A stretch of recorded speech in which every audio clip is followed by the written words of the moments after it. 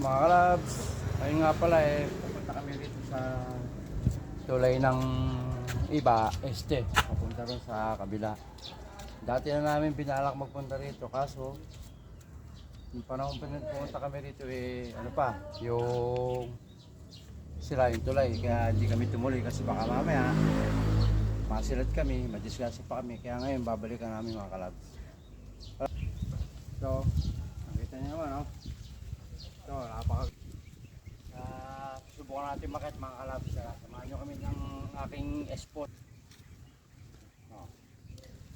So mga kalabs, medyo madulas yung tapakan, kaya dapat dahan-dahan tayo.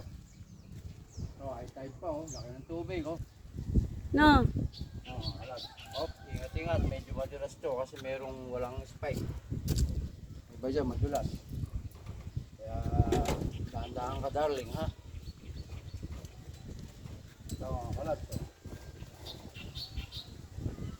simoy pala ng hangin.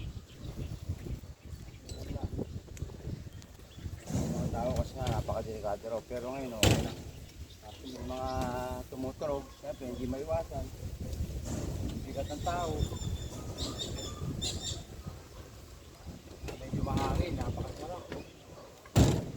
Kahit na mainit na sikat ng araw, napakalamig ng hangin mga kalabs. Babalik na rin kami. Natin ni Commander, medyo natatakot kasi nga mahangin. Gumagalaw ang aking bridge. Siyempre, ano mo kinatatakot, may kasama mo. Saka pababa naman bagsak natin, hindi tayo babagsak pataas.